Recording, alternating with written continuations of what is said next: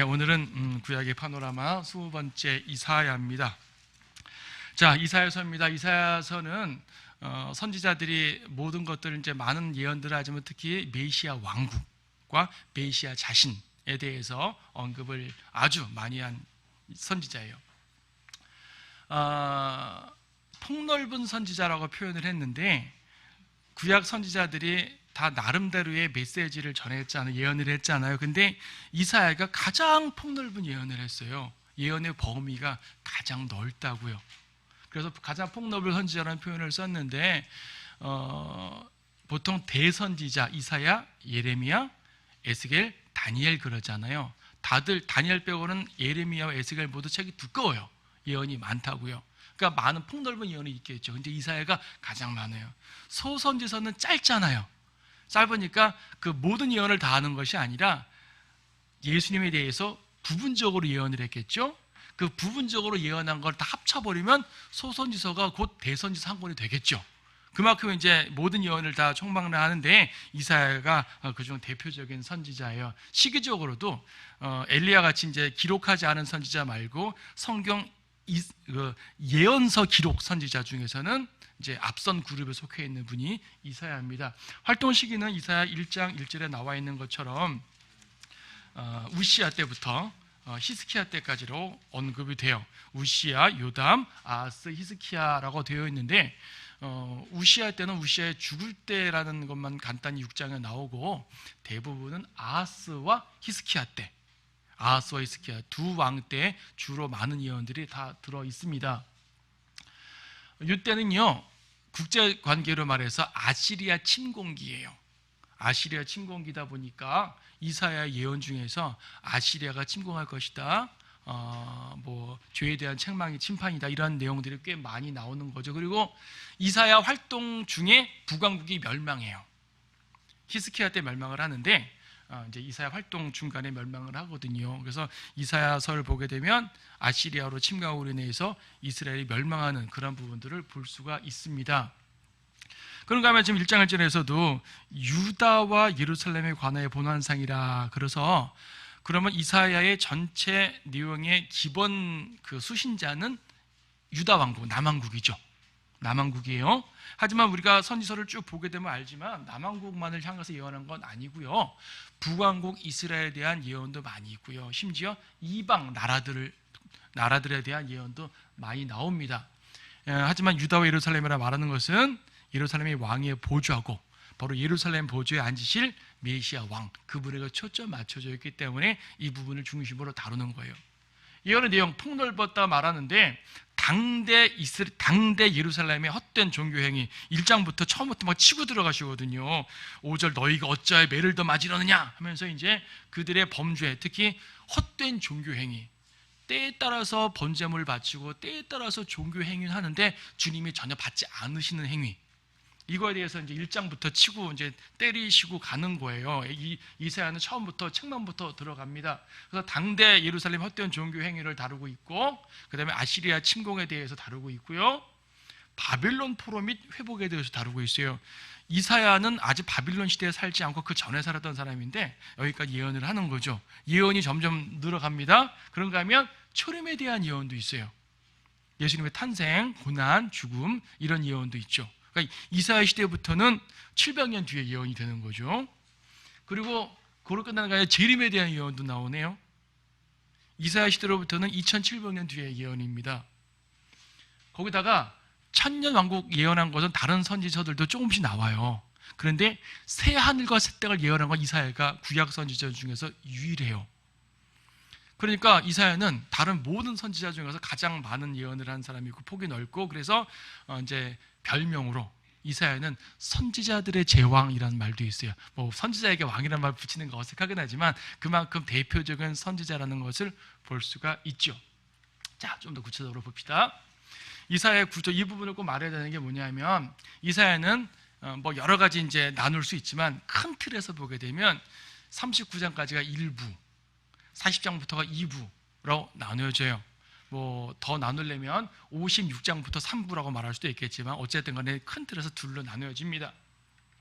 앞부분에서는요 심판의 메시지가 많이 나오고요, 뒷부분에서 회복의 메시지가 많이 나와요. 40장부터가 너희는 위로하라부터 나오거든요. 이스라엘의 위로로부터 시작하는 거기 때문에 회복의 메시지 나옵니다. 물론 오해하지 마세요. 전반부에 회복의 메시지가 없는 건 아니에요. 후반부에 책망의 메시지가 없는 건 아니에요. 다 골고루 있어요. 하지만 주된 내용이 앞부분에서는 책망이 많고 뒷부분은 회복이 많아요. 이것이 이제 배경을 보더라도 아까 39장까지 아시리아 침공기라 그랬잖아요. 시기 자체가. 그러니까 앞부분에는 아시리아 침공 당시에 예언을 하다 보니까 침공받았다는 얘기는 심판이라는 얘기고, 심판이라는 얘기는 죄를 졌다는 얘기고, 그렇죠. 그러니까 죄에 대한 책망이 많을 수밖에 없겠죠. 그렇죠. 근데 뒷부분에는요 바빌론 포로 회복을 다뤄요. 근데 이사야는 바빌론 포로 때 산 사람이 아니거든요.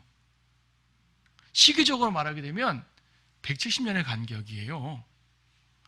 북왕국 이스라엘이 멸망한 것부터 하더라도, 멸망한 거는 이제 BC 721년 경이고, 그 다음에 남왕국 유다가 포로 잡혀간 게 BC 605년 정도 잡으면은 기본적으로 100년 이상은 되잖아요.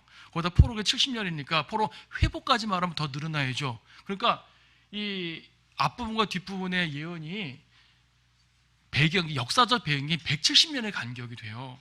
그럼 이사야가 170년, 200살 살지는 않았을 거 아니겠어요? 그렇죠. 뭐 몇 살에 죽었다는 말은 없지만, 그럼 이게 무슨 말인가? 그래서 학자들은요 어떤 말을 하냐면, 특히 이제 거기 어디예요? 44장 28절에 보게 되면 코레스라는 이름이 딱 나옵니다.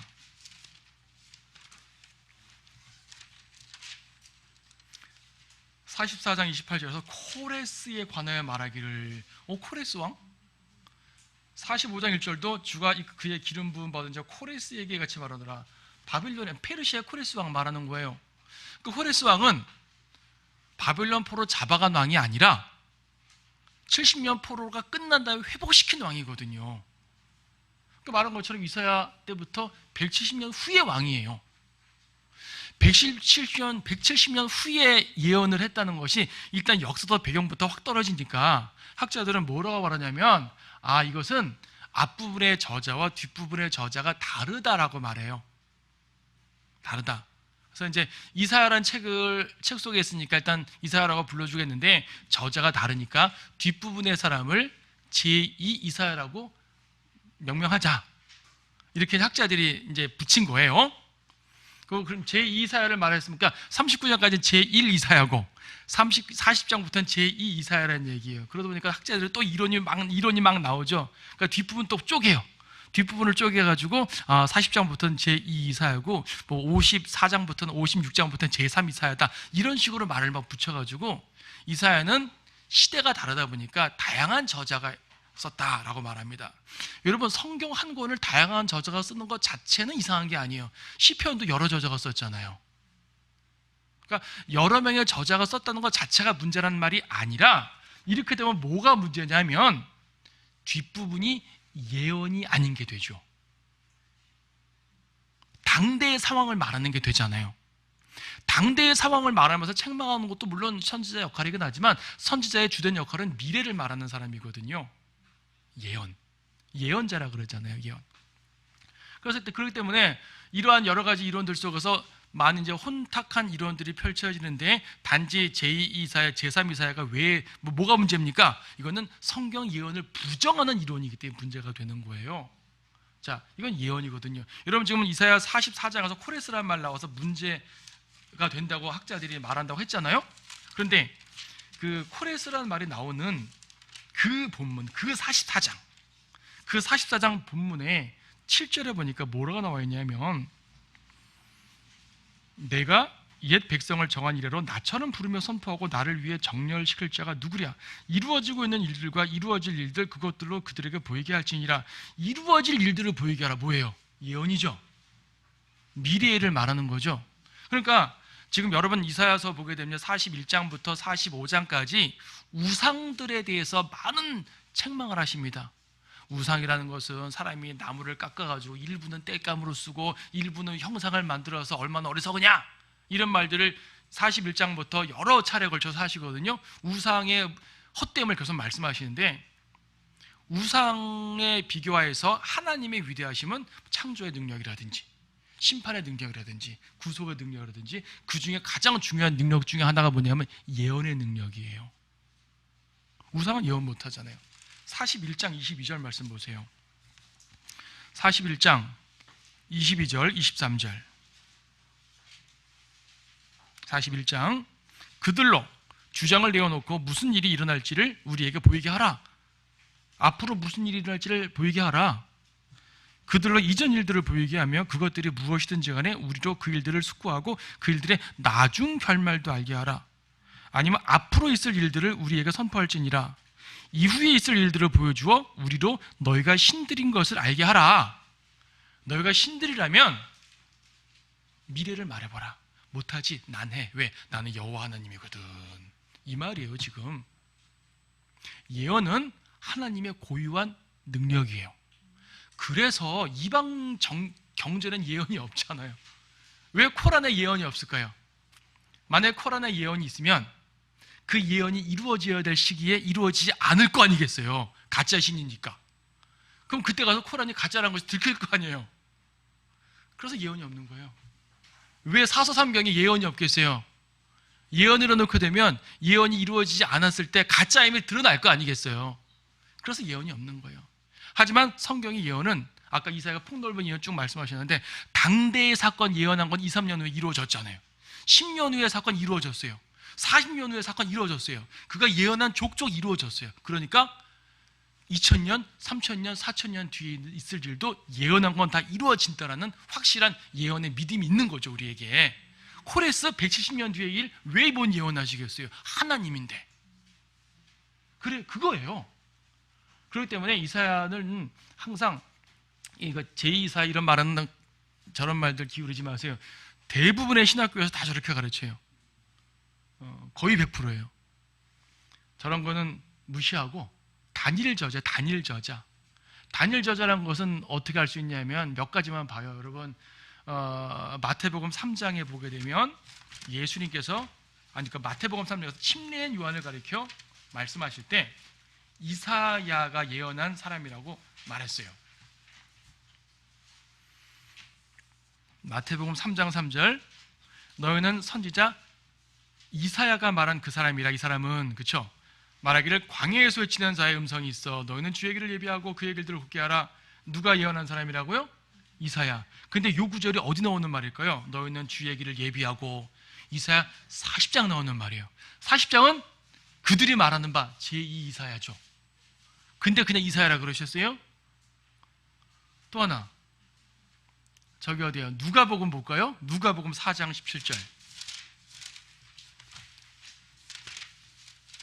누가복음 4장 17절도 제 그 61장이니까 그것도 이제 제2 이사야가 되겠네요. 요한복음 보면 완전 뚜렷해요. 요한복음 12장 38절. 요한복음 12장 38절 보게 되면,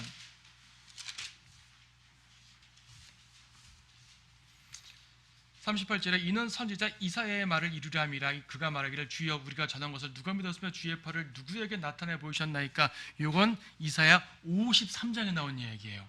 근데 이사야라고 말했죠. 그리고 39절, 그러므로 그들이 믿을 수 없었던 것은 이 때문이니 곧 이사야가 다시 말하기를 그가 그들의 눈을 멀게 하고 그들의 마음을 완악하게 하신다니. 이거는 이사야 6장 말씀이에요. 6장 말씀, 학자들이 말하는 바 6장 말씀은 제1 이사야고, 그렇죠? 53장 말씀은 제2 이사야예요. 근데 예수님께서는 둘 다 똑같이 같은 이사야가 말했다고 언급을 하잖아요. 그렇죠? 예수님에 의해서 또 이제 바울 서신에 지금 예는 몇 가지밖에 안 들었지만 여러 예들이 있거든요. 바울 서신들에서 다양한 예들을 통해 예수님이나 바울이나 사도들은 이사야의 앞부분이나 뒷부분을 인용하면서 동일하게 이사야라고만 말했어요. 한 이사야가 기록한 거예요. 아니, 한 이사야가 어떻게 저 170년 뒤의 일들을 사람 이름까지 정확하게 집어서 예언할 수 있습니까? 예언이니까. 하나님께서 알려주셨으니까. 그렇죠? 그래서 여러분들은 이 예언의 확실성을 확실하게 알아야 돼요. 가끔 대언이란 말 쓰는데 대언이란 말 쓰지 마세요. 예언이 맞아요. 선지자가 맞는 말이에요. 물론 하나님 말씀을 대언한 건 맞지만 대언이란 말에는 예언의 요소를 빼버린 거기 때문에 상당히 불경건한 표현입니다. 그래서 이제 이사야 구조를 통해서 우리가 이 얘기를 굳이 하는 이유는 성경은 예언이고 하나님께서는 이사야 선지자 혹은 다른 모든 선지자들을 통해서 그분의 일들을 미리 말씀해 주셨고 그 약속하신 대로 흘러간다 이 말이에요. 자, 그럼 구체적으로 봅시다. 간단하게 봅시다. 이사야의 주된 예언들 세 가지로 포인트를 잡아서 설명을 드릴게요. 주된 예언은 예수 그리스도십니다. 물론 모든 선지자들이 예수님을 예언하지만 이사야처럼 강력하게 예수님을 예언한 선지자가 많지 않아요. 이사야에서는 일단 동정녀 탄생을 말하죠. 이사야 7장 14절 말씀 보시게 되면 7장 14절에서 그러므로 주께서 친히 한 표적을 너희에게 주시리라. 보라, 한 처녀가 임신하여 아들을 낳으리니 한 아들을 낳으리니 그의 이름을 임마누엘이라 하리라. 이 말씀은 마태복음 1장 23절에서 그대로 인용이 되었습니다. 예수님이 동정녀 탄생, 어떻게 처녀가 아이를 낳아요? 그래서 이것을 사람들이 이제 이 기적을 믿지 않기 때문에 한 젊은 여인이 임신하여 아들을 낳으리니라고 되어 있어요. 아니, 젊은 여인이 임신하여 아들을 낳는 게 무슨 표적이에요? 오히려 늙은 여인이 아들을 낳는 게 표적이죠. 그렇잖아요. 처녀가 아들을 낳아야지 기적인 거예요. 근데 이사야 당시의 사람들이 이 말을 어떻게 이해했겠어요? 하지만 예수님께서 이 말씀을 성취시켜 주셨잖아요. 자, 예수님의 초림에 대한 메시지가 분명히 들어갑니다. 예수님의 탄생에 대한 예언이 9장에도 나오는데 9장은 같은 탄생은 탄생이 돼 왕의 탄생이라는 초점이 들어갑니다.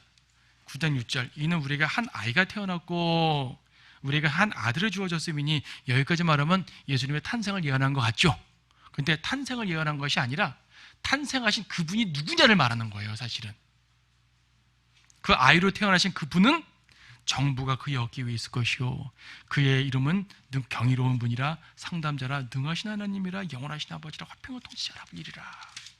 그의 정부와 화평의 증거함이 다윗의 보좌와 그의 왕국 위에 바르게 세워지고 지금부터 영원까지 공의와 정의로 그것을 굳게 세우는데 끝이 없으리라.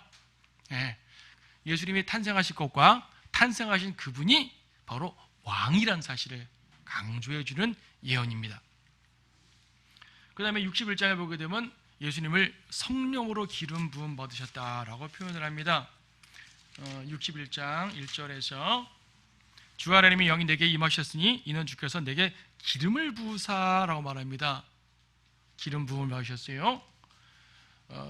누가복음 4장 18절에서도 이 말씀을 인용하시면서 주님의 기름 부음 받으심을 말합니다. 그래서 그리스도가 되는 거예요. 그리스도라는 단어 뜻은 기름 부음 받은 자라는 뜻이라고 하죠. 여러분 다 아시죠? 메시아, 그리스도, 구약 히브리어로 메시아, 헬라어로 그리스도. 이 말은 기름 부음 받은 자라는 뜻입니다. 예수님이 기름 부음 받으셔서 메시아로서의 이제 사역을 행하신다는 그런 말입니다. 42장에서는 하나님의 종이라는 표현도 썼습니다. 여러 군데에서 42장뿐 아니라 여러 군데에서 나오지만 42장 1절 내가 드높이는 나의 종을 보라 하는데 이 말씀은 마태복음 12장에서 한 번 더 반복 인용되었습니다. 하나님의 종이라니까 어떤 노예 개념의 종이 아니라 일꾼이라는 개념의 종이죠. 예수님은 하나님의 아들이기도 하지만 동시에 하나님의 일꾼이기도 하신 거예요. 종이기도 하신 거예요. 그래서 신약성경에 보게 되면 마태복음은 예수님의 왕 되심을 설명하고 있고 마가복음은 예수님의 종 되심을 설명하고 있고 누가복음은 예수님의 인자 되심, 인간의 모습을 설명하고 있고 요한복음은 예수님의 신성을 설명하고 있거든요. 그런 모든 것들을 다 언급하신 게 이사야 예언이에요. 그리고 9장에 보게 되면 갈릴리 선지자, 마태복음 4장에 보게 되면 갈릴리의 이제 수불론과 납달레 땅에 가가지고 흑암에 앉은 백성에게 큰 빛이 비추었도다라고 말씀하셨잖아요. 갈릴리 선지자로 활동하셨다는 것도 이사야가 예언한 내용이고요. 53장 보면 이사야 이제 예수님의 죽으심, 이사야 53장에 예수님의 죽으심, 고난 받으심, 이사야에서 가장 핵심적인 장 중에 하나가 이사야 53장입니다. 5절 그러나 그는 우리의 허물로 인하여 상처를 입었고 그는 우리의 죄악으로 인하여 상하였도다. 우리의 화평을 위한 징계가 그에게 내려졌고 그가 받은 채찍으로 우리가 치유되었도다. 우리는 모두 양같이 길을 잃어 각자 자기의 길로 돌이켰으나 주께서는 우리 모두의 죄악을 그에게 지우셨도다. 우리의 모든 죄를 짊어지고 십자가에 오르시사 십자가에서 우리의 모든 죄들을 제거하신 그 예수 그리스도를 언급하고 있죠. 속죄의 양 되시는 예수님을 언급하고 있어요. 사실상 구약의 다른 선지서들은 예수님의 죽음에 대한 언급은 많이 하지 않고 재림에 대한 언급을 훨씬 더 많이 하십니다. 근데 이사야는 초림과 재림에 대한 비중을 거의 비슷하게 놓으면서 예수 그리스도 그분 자신에게 초점을 맞춰서 예언한 책이에요. 재림의 심판도 말하죠. 63장 말씀 보게 되면 보스라에서 물들은 옷을 입고 에돔에서 오른 이가 누구인가. 그러니까 재림의 행로까지 말하는 부분인데 3절에서 나는 홀로 포도즙 틀을 밟았고 백성 중에 나와 함께한 자가 아무도 없었도다. 4절 이는 복수의 날이 내 마음속에 있고 주님 재림하시면서 악인들을 멸망시키는 장면이에요.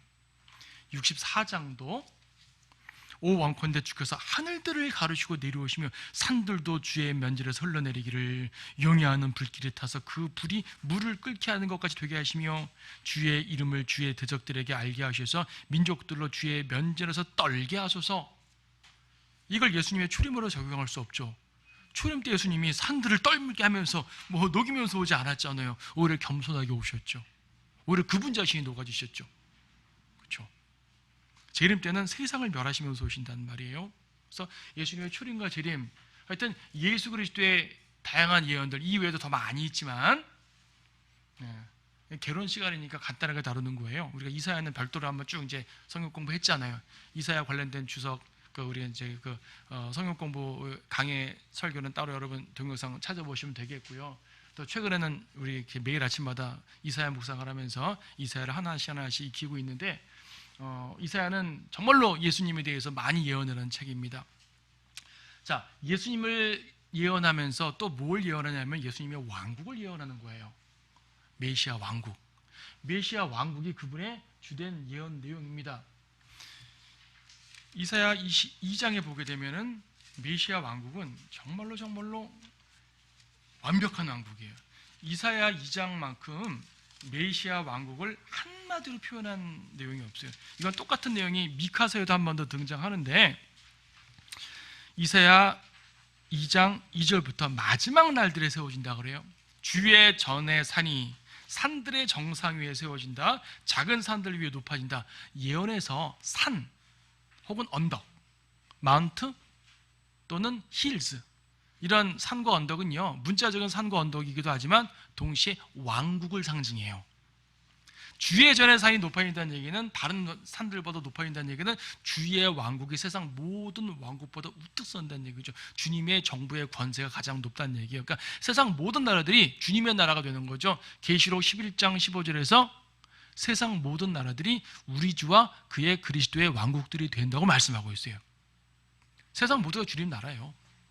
예수님께서는 예루살렘에서 다스리시고 이방 세계는 우리에게 각자 성도들에게 유업을 주셔서 얼마큼 다스리게 하시겠죠. 여러분 모두 해당되는 유업에서 충실하게 주님의 이제 통치를 행세하신 여러분들 됐으면 좋겠습니다. 자, 전쟁 없는 왕국이에요. 세계적 왕국임과 동시에 4절 끝에 민족들이 서로 칼을 들지 않고 창을 들지 않고 전쟁하지 않는 때가 온다. 미국 뉴욕에 있는 그 유엔 본부에 이렇게 그 표지석이 이사야 이 구절을 인용해 놨잖아요. 이사야 2장 4절을 인용해 놨는데 앞부분은 쏙 빼놓고 심판하신다는 말은 쏙 빼놓고 자기 칼들을 두들겨 보수를 만들면 여기서부터 인용해 놓은 거죠. 전쟁 없이 우리는 전쟁 없는 세계를 지향한다 하는 게 유엔인데 유엔 생긴 다음부터 전쟁이 더 많아졌죠. 아이러니한 일이죠. 이건 주님께서 오셔서 악인을 멸하시고 그분의 완전한 정부를 세워야지 된다는 건데 바로 메시아 왕국이에요. 여러분 메시아 왕국을 어렵게 생각하지 마세요. 신정국가예요. 신정국가. 역사상 많은 신정국가들이 있었죠. 종교를 표방한 나라들. 우리나라도 고대 왕국들에서는요 종교를 표방해서 종교의 법으로 다스리기도 했었어요. 예. 이 카톨릭은 더욱더 그렇죠. 종교의 법으로 다스리는 것이고, 또 칼빈 같은 종교 개혁자들도 자기가 속한 도시나 국가를 교회법으로 다스리려고 했었어요. 신정국가를 표방한 거죠. 하지만 신정국가는 구약의 다윗과 솔로몬처럼 하나님의 직접적으로 명령한 통치자들에 의해서 다루어지지 않으면 신정국가가 아니에요. 미국을 기독교 국가라 그러는데 미국 기독교 국가 아닙니다. 미국 신정국가 아니에요. 미국을 세운 게 청교도들이 메이플라워를 타고 와가지고 세웠다. 신화입니다. 신화라는 말이 거짓말이라는 말이 아니라 신화적으로 높인 거예요. 아니 세상에 미국이라는 거대한 땅덩이를 메이플라워 120명이 세웠겠어요? 설마? 상식이 안 맞죠? 수많은 이민자들이 세운 거예요. 그 중에 그들은 기독교라는 이거 상징성으로 딱 놓기 위해 메이플라워홀을 딱 집어넣은 거예요. 그래서 우리는 기독교 국가다 표방시킨 거죠. 속으로는 엉뚱한 짓 다 하면서. 그렇죠? 그러니까 그 사람들 중에 진정한 그리스도인들이 있어서 주님을 잘 섬기겠다는 것은 좋은 일이에요. 좋은 일인데 어떤 형태든지 간에 신정 국가를 표방하는 것은 안 돼요. 그것은 주님이 재림하셔서 이루어지는 겁니다. 그때는 주님이 눈앞에 딱 보이니까 누가 감히 그분을 안 믿겠어요. 지금 안 보이니까 안 믿는 건데 그분 아침마다 9시 뉴스에 나오시는 분이고요. 그렇죠? 온 세상에 다 드러내실 분입니다. 그분의 종들이 직접 다스리고요. 진짜 신정국가가 되는 거예요. 역사 이래 한 번도 경험하지 못했던 그 나라가 세워집니다. 그걸 이사야가 예언하고 있어요. 그 나라는 의로운 왕국입니다. 11장 5절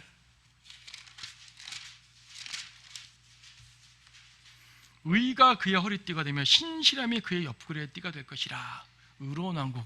지금 모든 나라들이 의로운 나라가 되려고 노력하잖아요.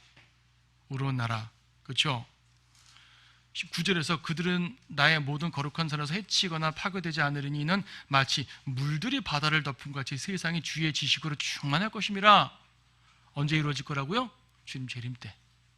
우리는 이 주님의 재림을 믿기에 이 구절을 인용하면서 기도도 하고 찬양도 하는 거예요. 그런데 세상 정치가들이 감히 이 구절을 인용합니다. 물이 바다를 덮음 같이 하면서 슬로건을 내세워가지고 정의가 강물같이 흐르게 하리라. 우리나라 역대 대통령 한 분도 그런 말을 했죠. 정의가 강물처럼 하수처럼 넘치게 하리라. 좋죠. 언제? 주님 재림하시면. 지금 안 돼요. 죄인들이 그 일을 못하는 거예요. 이 메시아 왕국을 예언한 거죠. 11장 보고 있죠? 6절부터 이리와 어린 양이 함께 구하며 표범이 새끼 염소 함께 눕고. 여러분 어릴 때 주일학교에서 많이 불렀던 찬송 사막에 샘이 넘쳐 흐르리라. 독사구리에 어린이가 손 놓고 장난을 쳐도 물지 않는 그 나라가 오리라. 재림 때 오는 거예요. 메시아 왕국입니다. 생태계까지 회복돼요. 이걸 누가 문자적으로 믿겠어요? 어떤 사람이. 아니 어떻게 사자가 살찐 짐승과 함께 있고 어린이가 독사의 손에 장난치고 이게 말이 돼요? 그럼 독사들의 어떤 이제 생태가 변화되어야 된다는 얘기고 맹수들의 생태가 변화되어야 된다는 얘기인데 가능해요? 천년왕국 때 가능하다는 얘기야. 이걸 문자적으로 믿는 사람들의 성경들을 믿는 사람들인 거죠. 이걸 안 믿게 되면 뭐 할 말 없는 거고. 질병도 치유됩니다. 여러분 이사야 33장 끝절에서 보게 되면 이사야 33장 끝에 그가미는 나는 병들었다 라고 말하지 아니하리니 거기에 거하는 백성은 죄악이 사여지리라. 예수님이 어떻게 하셨어요? 병자들을 치유할 때 내 죄가 용서함 받았느니라 라고 말씀하시고 치유하신 장면 나오죠. 이 말씀이 성취하신 거예요. 34장 거기 어디예요? 35장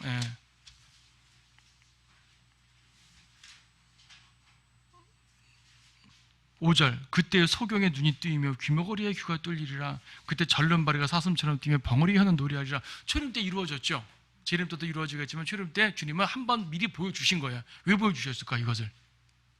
이거는 메시아 왕국에서 일어날 일인데 초림 때 예수님이 이러한 구절들을 성취해 주셨다고요. 치유하시면서. 왜 그랬을까요? 재림 때 있을 일인데 왜 초림 때 성취하셨죠? 내가 바로 이 일을 할 수 있는 메시아야라는 걸 알려주기 위해서. 그래서 바리새인 같은 사람들이 이사야를 알았다면 예수님의 그런 치유 기적들을 보고 저번 메시아네, 이사야에 나와 있는 그분이네 라고 믿어야 정상이에요. 근데 안 믿죠. 자기들의 권력 노름하느라고 안 믿은 겁니다. 왕의 표적이에요. 65장 뒤에 보게 되면요, 인간의 수명이 나무의 수명같이 된다고 그래요. 나무처럼 500살, 1000살 사는 거예요. 900살 살고. 물론 우리는 영원히 사는 거고, 여기 이제 땅의 백성들이 그렇게 산단 말이고. 여인들이 출산을 할 때 무통 출산을 한답니다. 거의 에덴 수준 아니에요? 거의 에덴 수준이죠. 천연왕국은 바로 그런 곳입니다. 주님이 다스릴 메시아 왕국은 그런 곳입니다. 근데 그때 이스라엘도 회복됩니다. 주님께서는 아무리 온 땅을 회복시켜도 그분의 백성을 잊지 않는 분이기 때문에 모든 예언의 초점은 이스라엘에게 또 맞춰져요. 이사야 40장부터 너희는 위로하라, 너희는 내 백성을 위로하라, 너희 하나님이 말하노라, 너희는 예루살렘에 다정하게 말하며 그녀에게 부르짖으라, 그녀의 싸움이 다 되었고 그녀의 죄악이 용서받았나니 이는 그녀가 그녀의 모든 죄에 대하여 주의 손에서 배로 받았습니다. 이스라엘을 위로하래요. 위로하는데 왜 위로하냐면 그녀의 모든 죄에 대하여 주의 손에서 배로 받았습니다. 충분히 받았으니까 그만 때리겠다는 얘기예요. 우리가 용서받는 것과는 좀 개념이 다르죠. 우리는 죄인인데, 끔찍한 죄인인데 우리의 죄를 다 때리시고 심판하신 다음에 용서해 줄게라고 하신 것이 아니라 너는 아무것도 하지 마, 내 피를 믿기만 해, 이렇게 해서 용서하셨잖아요. 그렇죠? 근데 이스라엘 용서는 좀 다른 개념이네요. 심판을 통한 용서예요. 우리는 심판을 통한 용서가 아니라 그냥 자비로 용서고, 물론 우리도 심판을 통해 용서받은 거 맞습니다. 대신 예수님이 대신 심판받아서 그러죠. 우리는 심판 없이 받은 거예요, 용서를.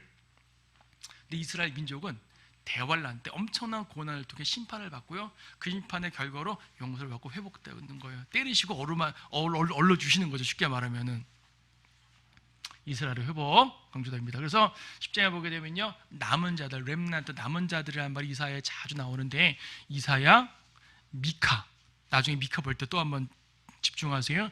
이사야와 미카에서 남은 자, 렘넌트라는 말이 종종 나오는데, 이것은요 이스라엘을 회복시키되 이스라엘의 모든 악인들은 다 멸하고 그 중에서 믿음을 지킨 신실한 성도들을 통해서 새로운 이스라엘을 탄생시키는 거예요. 쉽게 말하면 대환란 때, 지금 유대인들 배교회 있잖아요. 대환란 때 심판받고 유대인들이 대환란 때 다 돌아올 것 같아요? 아니요. 대부분은 배교하고 적그리스도의 짐승의표 받고 대부분은 적그리스도의 치하에 들어가가지고 나쁜 짓 하다가 멸망합니다. 하지만 그 중에서 두증이라든지 14만 4천 명 같은 이제 이 사람들이 이스라엘에게 복음을 전파하면서 그들이 점점점 돌아오는 사람들이 생겨요. 하나님은 그들을 통해서 역사하실 거고요, 그들을 통해 새로운 이스라엘을 만드는 거예요. 그들이 바로 남은 자들이에요. 배교하지 않고 남은 자. 엘리야 시대로 말하면 바알에게 무릎 꿇지 않은 7천 명에 해당되는 그러한 류의 사람들인 것이죠. 그래서 남은 자를 통한 구원이라는 메시지가 이사야에 종종 나오는데, 여러분 이사야서를 읽으면서 남은 자라는 말을 보게 되면 민감하게 딱 보셔야 돼요. 이건 미카사 할 때 좀 더 자세히 볼 거기 때문에 여기서는 넘어가도록 하겠습니다. 바벨론 포로 회복에 대한 말씀도 많이 하시는데, 아까 서두에 말씀드렸던 것처럼 이사야의 뒷부분에는 바벨론 포로 회복에 대한 메시지가 되게 많이 나와요. 바벨론 포로 회복도 이사야의 관점에서는 170년 뒤에 예언이었어요. 근데 바벨론 포로 회복에 대한 예언은 일종의 예표일 뿐이고, 이 예언의 진짜 성취는 재림 때 이루어질 거네요. 그러니까 이사야는 엄청 뒤에 있는 일들을 예언한 겁니다. 자, 그분의 왕국, 결과적으로 뭐냐면 아무리 왕국이라고 해도, 아무리 아름다운 왕국, 화평의 왕국, 의로운 왕국, 생태계 회복, 전쟁 없고 다 좋은 왕국, 유토피아 해도 여기에 왕이 빠지면 소용없죠. 그리스도가 빠지면 소용없어요. 핵심은 그리스도라는 얘기예요. 오전 설교도 말씀드렸지만 핵심은 그리스도예요. 이사야가 다루는 예언은 예수 그리스도십니다. 자, 마지막으로 이사야 예언 중에서 중요하게 빼놓을 수 없는 것이 이방 나라들에 대한 심판입니다. 이건 비슷하게 예레미야와 에스겔도 비슷한 예언을 했는데 대선지자들은 꼭 이걸 빼놓지 않습니다. 이사야 이 66장을 되는 긴 장 속에서 11장 정도가, 그러니까 6분의 1 정도가 이방 나라들에 대한 심판으로 집중되어 있어요. 물론 더 많은데 그 중에 보게 되면 바빌론에 대한 심판 13, 14장, 모압에 대한 거, 시리아에 대한 거, 다마스커스, 이집트와 에티오피아에 대한 거, 필리스티와 에돔, 아라비아에 대한 거, 투로에 대한 거 등등 이스라엘 주변 국가에 대한 심판을 다 예언하고 그들을 책망하는 예언을 합니다. 그들은 이스라엘의 직접적 원수들이에요. 여러분 계시록을 통해서 신비의 바벨론 말하면 로마가 떠오르죠. 로마가 떠오르면 유럽이 떠오르죠. 지중해가 떠오르죠. 하지만 지중해 세력, 로마 세력과 별도로 또 다른 이스라엘의 대적 세력이 있는데 그들은 이슬람 세력이에요. 지중해 세력은 가톨릭 세력인데 동방 세력은 이슬람 세력입니다. 저 나라 여러분 머릿속에 지도에서 저 나라들 찾을 수 있겠어요? 다 이슬람 국가들이에요. 이스라엘은 섬과 같아요. 이방 나라들, 그러니까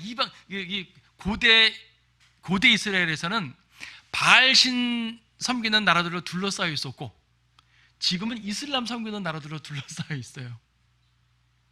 이상하죠? 네. 주님께서 재림하실 때 이런 나라들도 다 멸망시키겠다는 그런 예언을 보여주고 있습니다. 이런 이방 왕국들을 예언하면서 사탄을 또 간과할 수가 없죠. 이사야에서 크게 대표되는 두 명의 사탄의 이름이 등장하죠. 하나는 루시퍼, 14장 12절, 킹제임스 성경에만 나오는 이름인데 14장 12절, 오 아침 아들 루시퍼야, 내가 어찌 하늘에서 떨어졌느냐? 민족들을 연약하게 했던 내가 어찌 땅으로 끊어져 내렸느냐? 루시퍼에 대한 메시지, 이거는 사탄이 멸망하는 그 부분에 대해서 언급해주고 있는 메시지고요. 27장은 리비아단도 사탄에 대한 이름이죠. 리비아단, 그날에 주께서 그의 격심하고 크고 강한 칼로 날쌘 뱀 리비아단을 벌하시리니 즉 꼬부라진 뱀 리비아단이라 하면서 언급합니다. 리비아단이든 루시퍼든 사탄의 명칭들인데 사탄의 명칭 중에 가장 익숙한 이름들이죠, 여러분. 그렇죠? 루시퍼도 익숙하고 리비아단도 익숙하고 그 사탄의 대표적인 이름들을 이사야에서 등장을 시키면서 그러한 사탄들을 멸망시킨다는 예언, 모두 예수 그리스도의 재림 때 이루어질 그분의 메시아 왕국에서 벌어질 일들입니다. 바빌론 멸망도 언급하네요. 물론 이사야에서 말하는 바빌론은 느부갓네살 고대 바빌론이고 계시록 바빌론은 신비의 바빌론이기 때문에 좀 다르긴 하지만 예표적으로 같아요. 우리가 이사야 공부할 때 다 설명드렸던 내용이에요. 이사야에서 바빌론 멸망을 어찌나 강력하게 다루는지 마치 계시록을 보는 것 같다니까요. 21장 9절에서 보소서 여기 한 쌍의 기병과 더불어 병거탄 자들이 오나이다 했더니 그가 대답하여 말하기를 바빌론이 무너졌도다. 그가 바빌론 신들의 모든 조악한 형상들을 다 땅에다 부서뜨리셨도다. 바빌론 멸망. 이거 계시록에서 본 내용 아니에요? 무너졌도다. 바빌론이 무너졌도다. 나오죠, 그렇죠? 계시록에서. 계시록 14장, 18장에 나옵니다. 자, 이처럼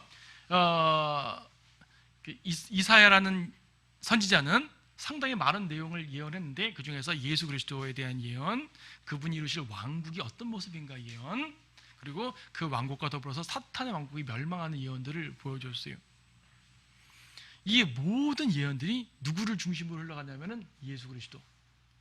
수많은 책망과 수많은 심판과 수많은 회복들을 언급했지만 메시아 없는 회복은 소용없다. 이스라엘 백성들은 지금도 메시아와 관계없이 자기들의 노력으로 희망찬 나라를 만들려고 노력하지만 안 되는 거예요. 오늘날 모든 세상이 그렇게 노력하지만 예수 그리스도 없이는 안 된다는 얘기죠. 그래서 결론적으로 이사야 예언의 핵심은 예수 그리스도와 그분의 영원한 왕국이다. 이사야서를 그냥 읽으시오 하게 되면 너무나 길다 보니까 마치 시편도 긴 것처럼 이사야는, 그래도 시편은 조각조각이니까 그렇다 치죠. 이사야는 스토리가 있는데 스토리가 이해도 안 되고 또 되게 어려운 구절들이 많아요. 그러니까 이사야 읽다가 지쳐요. 저도 처음에 이사야를 읽는 거 도전하다가 몇 번을 때려쳤는지 몰라요. 안 돼요. 어려워요. 자꾸 뛰어넘고 그래요. 근데 이사야는 모든 이런 이제 예언의 모습을 개괄적으로나마 알게 되면 읽을 때 이게 그 말씀이구나 알게 되겠죠? 자, 여러분들이 이사야서를 읽으면서 그분의 위대한 약속과 예언을 살펴볼 수 있는 좋은 도전이 되었기를 바랍니다.